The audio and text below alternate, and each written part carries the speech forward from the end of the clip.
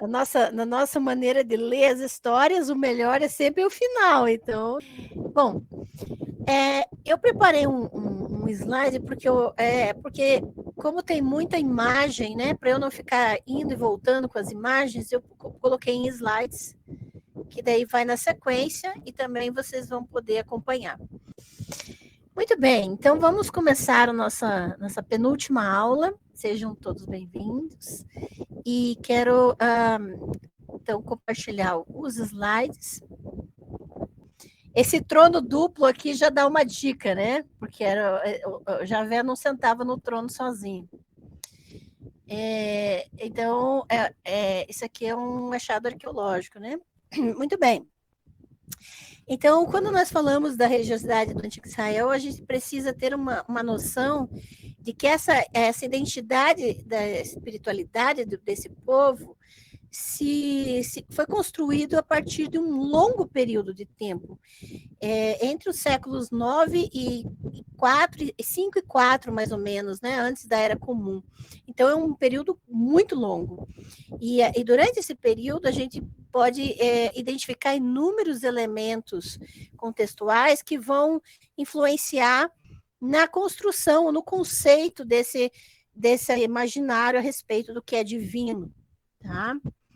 Então, vamos ver agora a questão de quem é que lutou com Jacó em Gênesis 32. Eu vou começar com essa narrativa, porque é mais ou menos na ordem de progressão dos seres que a gente vai analisar hoje, tá bem?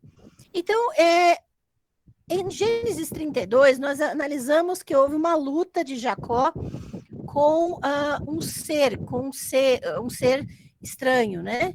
E que muitas traduções em Gênesis 32 acabam colocando que foi ou um anjo de Javé, ou foi Javé, ou coisas parecidas. Muito bem. No versículo 25 desse capítulo, é colocado que é um homem. Dentro da narrativa, a identificação desse adversário de Jacó é colocado do ponto de vista de Jacó. Tá? Então, ele está vendo um homem. Isso significa que aquele ser estava fisicamente ali na forma de uma pessoa, ok? Essa pessoa, no versículo 26, toca de forma mágica a coxa ou perto da genitália de Jacó, e esse toque, porque no texto não é um golpe, no texto que nós estamos vendo, o Jacó foi apenas tocado, uma leve pressão, e com esse toque mágico há um deslocamento da região. E ele começa a mancar e ele manca para o resto da vida. Muito bem. No versículo 27, esse homem com quem Jacó está lutando, pede para Jacó permitir que ele vá embora porque está amanhecendo. E aqui tem alguns elementos folclóricos nesse episódio, porque existiam na antiguidade, nessas regiões, a noção de espíritos noturnos, que perdiam o seu poder com o amanhecer. Tá? Então, isso faz parte de tradições populares da região de Canaã. E assim, existe uma limitação temporal dessa atividade desse homem.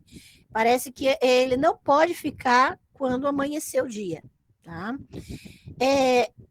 Já consenso entre os pesquisadores que não se trata de uma divindade e que não se trata de um anjo. Ok? Então, o que muitos concluem até mesmo que são, por exemplo, seres demoníacos. Quero fazer um parênteses aqui. Demônios na antiguidade não têm a mesma conotação que tem para nós hoje. Na antiguidade, demônios eram seres mensageiros, eram seres do deserto, e que levavam mensagens e levavam algumas providências para algumas pessoas. Eles poderiam até ser considerados seres de proteção. Tá? Então, demônios não tinham essa conotação de malignidade que tem para nós hoje com a influência grega, ok? Então, aqui é um ser realmente diferente. No 28, quando ele pergunta o nome de Jacó, nós temos a informação de que ele não é um ser onisciente. Tá? Ele não tem conhecimento. E no versículo 29, é dito que ele lutou com Elohim. E aqui o ponto muito interessante, porque o termo Elohim pode se referir a seres divinos, mas também a divindades especificamente, mas também a outros seres, certo?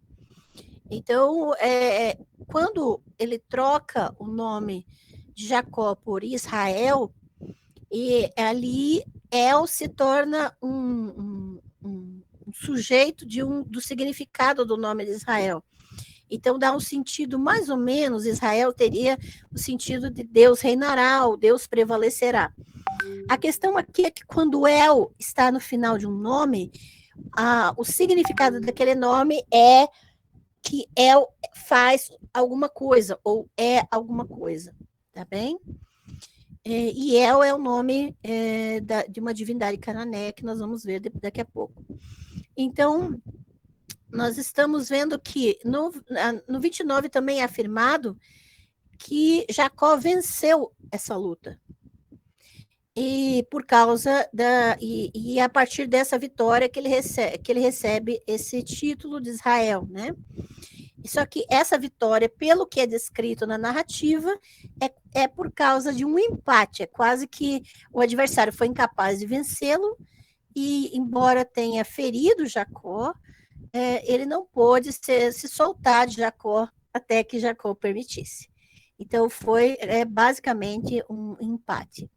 E no 31, o lugar, Jacó dá o nome de Peniel, que tem o sentido de face a face com El, tá? El, olha, El face a face, tá?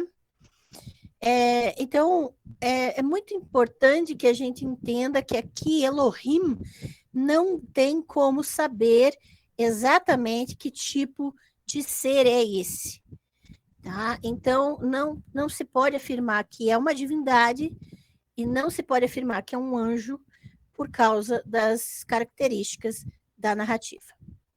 Ok? Esse texto especificamente não fala de Javé, em momento algum. Tá bem?